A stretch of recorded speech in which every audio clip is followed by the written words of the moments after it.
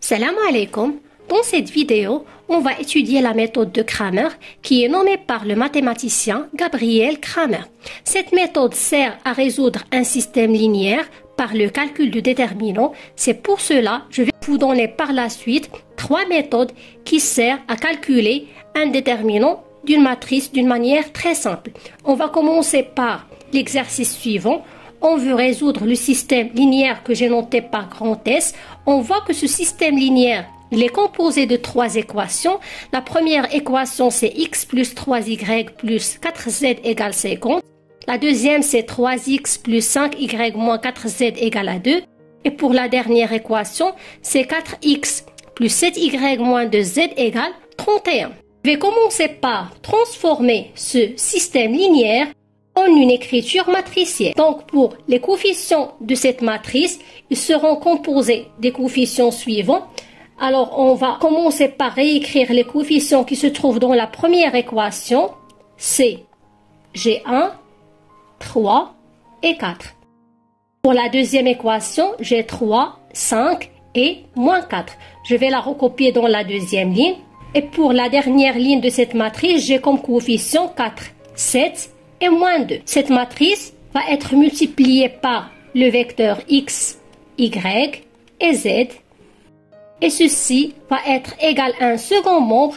Alors dans le second membre, j'ai comme coefficient 50, 2 et 31. L'objectif de cette méthode est de connaître la valeur de x, celle de y et de z. Alors si je note cette matrice par grand A, ce vecteur par grand X et le second membre par petit p, j'obtiens que le système linéaire que je l'ai noté par S va être équivalent à A fois X égale à B. L'objectif, c'est de connaître la valeur de ce vecteur grand X. Alors, pour connaître la valeur du vecteur grand X, il faut multiplier par A-1, c'est-à-dire il faut que la matrice A soit inversible. Donc, dans ce cas, la matrice A-1 existe, donc je peux multiplier à droite dans les deux côtés par A-1. J'obtiens que A-1 fois A fois X égale A-1 fois P. Or, A-1 fois A n'est que la matrice identité. On sait que la matrice identité n'est que l'élément neutre pour le produit matriciel. Donc, la matrice identité fois X, c'est X. J'obtiens que X égale A-1 fois B. Donc, si la matrice A est inversible, dans ce cas-là, je peux calculer directement le vecteur grand X. Mais l'objectif de cette vidéo est de calculer la valeur du vecteur grand X par la méthode de Cramer qui est basée par le calcul du déterminant. Alors, pour savoir si une matrice est inversible, si et seulement si le déterminant de la matrice A soit différent de 0. En revenant au système linéaire grand S, pour déterminer la valeur du vecteur grand X, il suffit que la matrice A soit inversible. Pour cela, je vais calculer le déterminant de cette matrice. Et pour le calcul du déterminant de la matrice A, je vais utiliser 3 méthodes. Commençons par la première méthode. Pour la première méthode, et c'est la plus longue, on va calculer le déterminant de la matrice A en utilisant la définition. On peut choisir n'importe quelle ligne ou quelle colonne. Dans mon cas, je vais choisir la première ligne. Alors ceci, c'est la première ligne, c'est L1. Et je vais faire la chose suivante. Je vais faire ici un plus, puis un moins, puis un plus. À chaque fois, je vais alterner parce que ce signe n'est que moins 1 à la puissance I plus J. Et dans ce cas-là, ce coefficient n'est que A 1. Si je veux savoir le signe de ce coefficient, n'est que moins 1 à la puissance, dans ce cas, GI, c'est 1, plus 1, moins 1 au carré, c'est 1, donc j'ai un signe plus. Si on calcule à chaque fois moins 1 à la puissance I plus J, on alterne. Si ici j'ai un signe plus, ici j'ai un signe moins, plus, moins, etc. Et de même, par exemple, si je veux calculer le déterminant de la matrice A par rapport à cette colonne, j'ai plus, Ici, j'aurai moins et ici, j'aurai plus. À chaque fois, j'alterne le signe. En calculant par rapport à la première ligne, en premier temps, je vais mettre le signe. Alors, j'ai ici un signe plus. Je mets le signe plus. Puis, je vais mettre le coefficient, c'est 1. Alors, ce coefficient n'est que A, 1, 1. Donc, je vais éliminer la première ligne et la première colonne et je vais recopier ce déterminant. Et par la suite, je vais mettre un signe moins, puis je vais recopier ce coefficient qui est 3. Alors, ce coefficient n'est que A, 1, 2. C'est-à-dire, il est situé dans la première ligne, la deuxième colonne. Alors, cette fois, je vais éliminer la première ligne et la deuxième colonne. Il me reste ce déterminant d'ordre 2 qui est composé de coefficients 3, 4, moins 4 et moins 2. Et à la fin, j'ai un signe plus. Je vais mettre ici un signe plus. Puis, le coefficient, c'est 4. Et pour ce coefficient, n'est que A, 1, 3. C'est-à-dire, je vais éliminer la première ligne et la troisième colonne. Il nous reste ce déterminant d'ordre 2. En éliminant la première ligne, la troisième colonne, il me reste ce déterminant. J'ai dans la première ligne 3, 5 et dans la deuxième ligne 4, 7. Donc, je vois que pour calculer un déterminant d'une matrice d'ordre 3, il nous faut calculer 3 déterminants d'une matrice d'ordre 2. Commençons tout d'abord par calculer le premier déterminant d'une matrice d'ordre 2. J'ai 1 fois ce déterminant, c'est-à-dire il nous reste uniquement le calcul de ce déterminant. Et pour calculer un déterminant d'une matrice d'ordre 2, je fais le produit des éléments diagonaux, c'est-à-dire j'ai 5 fois moins 2 et je mets un signe moins, puis le calcul des autres éléments diagonaux. J'aurai 7 fois moins 4. Et ici, j'ai moins 3. Et de la même manière, je vais calculer ce déterminant. J'ai 3 fois moins 2, c'est moins 6, avec un signe moins, puis moins 4 fois 4, c'est moins 16. Et à la fin, j'ai plus 4 fois le calcul de ce déterminant. De la même manière, le produit des éléments diagonaux, c'est 3 fois 7, c'est 21, avec un signe moins, puis j'ai le calcul des éléments diagonaux, c'est 20. Alors ici, j'ai moins 10 plus 28 moins 3 fois moins 6 plus 16, c'est 10, plus 4, 21 moins 20, c'est 4 fois 1. En faisant ce calcul, il me reste moins 8. Donc, j'obtiens que le déterminant de la matrice A, c'est moins 8, qui est différent de 0. D'où la matrice A est inversible. C'est-à-dire, dans ce cas, je peux trouver les valeurs de X, Y et celles de Z. Et maintenant, passons à la deuxième méthode pour le calcul du déterminant.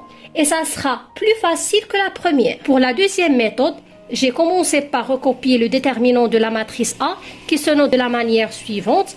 Alors, je vais noter la première ligne par L1, la deuxième ligne par L2, la troisième ligne par L3. Je rappelle que pour calculer le déterminant d'une matrice, si on fait des combinaisons linéaires au niveau des lignes ou bien des colonnes, la valeur du déterminant reste inchangeable. C'est-à-dire, si je peux ajouter une ligne à une ligne, je peux retrancher, je peux faire une combinaison linéaire ou bien d'échanger entre deux lignes. Je vais commencer par conserver la troisième ligne. Il va rester inchangeable, c'est-à-dire je vais recopier les coefficients qui se trouvent dans la dernière ligne.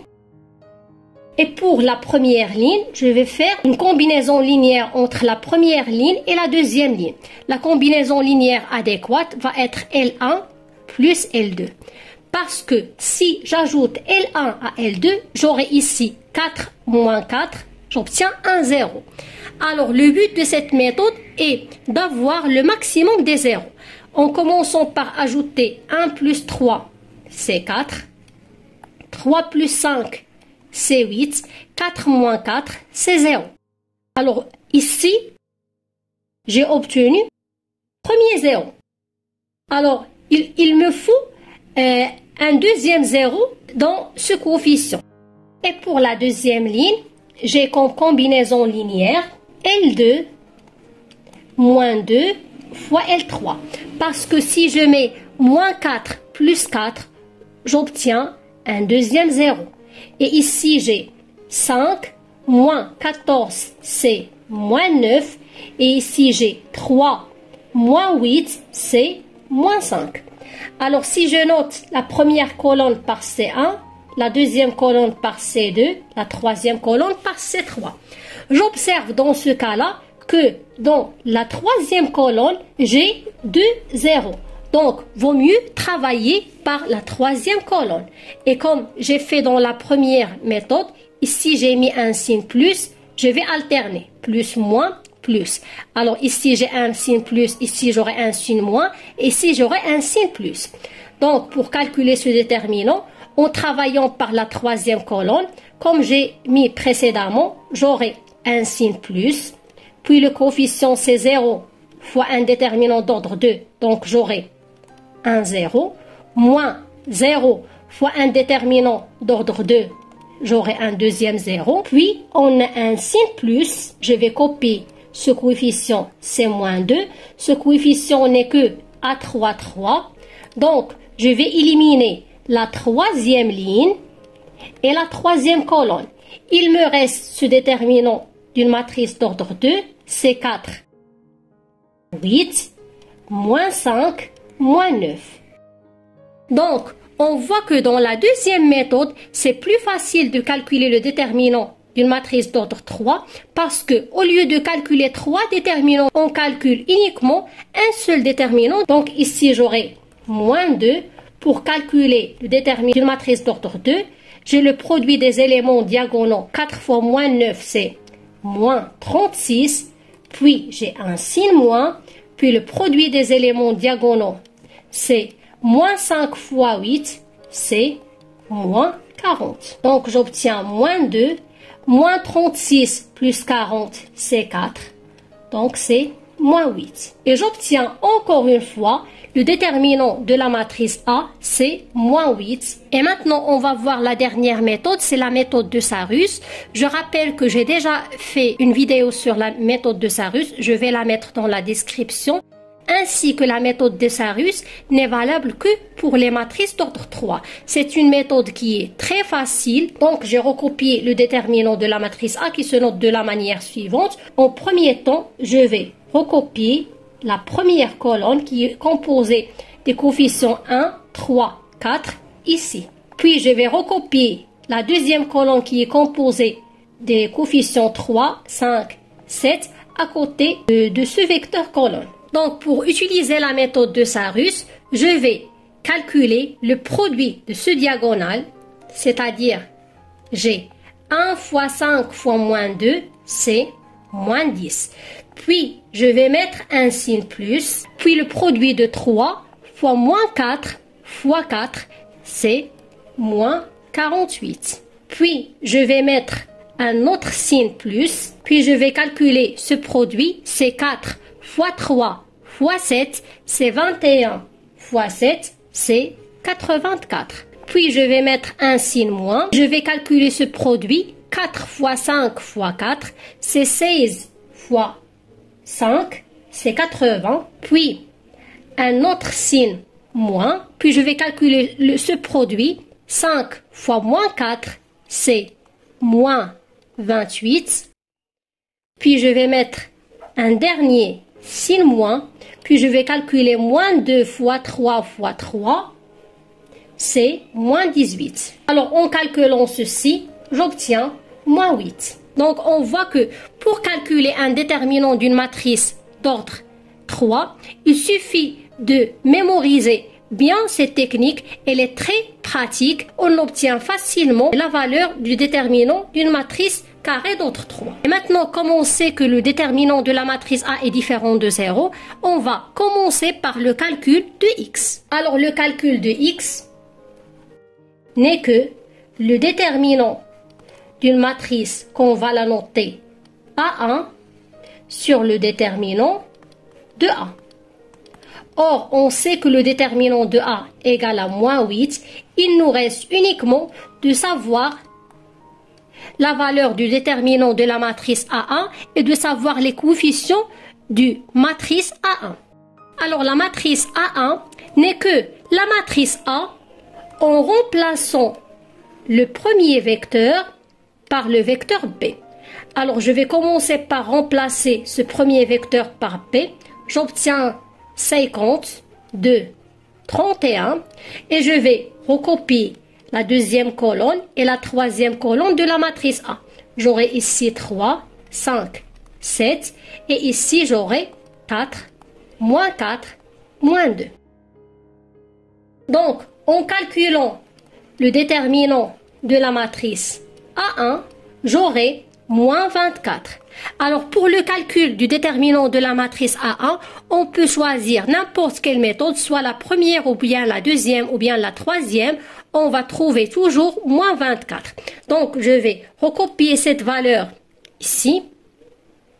J'aurai x égale moins 24 sur moins 8. Donc, la valeur de x, c'est 3. Et pour le calcul de y, on a y, c'est le déterminant de A2 sur le déterminant de A. Alors, on doit calculer le déterminant de A2 et on sait que le déterminant de A, c'est moins 8. Mais avant ceci, on va donner la matrice A2. Je rappelle que ceci, c'est la matrice A et le second membre B. Alors, la matrice A2, on va remplacer le deuxième vecteur colonne par le second membre B. Donc, on aurait à la place de 3, 5 et 7, 50, 2, 31. Et le premier vecteur colonne C1 et C3 vont rester inchangeables. Alors, j'aurai 1, 3, 4 et ici 4, moins 4, moins 2. Et en calculant le déterminant de A2, on obtient C moins 40. On peut calculer le déterminant de A2 par n'importe quelle méthode, soit la première, la deuxième ou bien la troisième. Donc ici, j'aurai moins 40 sur moins 8. Donc la valeur de y, c'est 5. Maintenant, il nous reste uniquement de calculer la valeur de z. Gz, c'est le déterminant de la matrice A3 sur le déterminant de A. Donc, on sait précédemment que le déterminant de A, c'est moins 8. Il nous reste uniquement de calculer le déterminant de A3. Et pour la matrice A3, on va remplacer le troisième vecteur colonne par le second membre B. Donc, on aura ici 52 et 31. Et pour les deux vecteurs colonnes, ils vont rester inchangeables. Et si on calcule le déterminant de cette matrice, on obtient moins 64. Puis je vais la remplacer ici. J'aurai moins 64 sur moins 8. C'est 8. Donc la valeur de z, c'est 8. Et comme ça, j'obtiens que la valeur de x, c'est 3. La valeur de y, c'est 5. Et la valeur de z, c'est 8. Donc, le vecteur grand X, 3, 5, 8 est solution du système linéaire grand S. Alors, on peut vérifier ceci, si vraiment ce vecteur est une solution ou non. Alors, en remplaçant donc la première équation, j'ai 1 fois 3, c'est 3, plus 3 fois 5, c'est 15, plus 4 fois 8, c'est 32. On obtient 32 plus 3, c'est 35. Et 35 plus 15, c'est 50. Donc, le vecteur grand X, il vérifie la première équation. On va vérifier pour la deuxième équation. J'ai 3 fois 3 plus 5 fois 5 moins 4 fois 8. Donc, j'ai 9 plus 25 moins 32. 9 plus 25, c'est 34. Et 34 moins 32, c'est 2. Donc, on aura encore une fois x, il vérifie la deuxième équation. Il nous reste uniquement de vérifier la troisième équation. J'aurai 4 fois 3 plus 7 fois 5 moins 2 fois 8. Donc, j'aurai 12 moins 16, c'est moins 4. Et moins 4 plus 35, c'est 31. Donc, on voit que x, il vérifie la troisième équation. Donc, on voit clairement que x, c'est une solution de ce système linéaire grand S. J'espère que cette vidéo sera utile pour vous et à bientôt.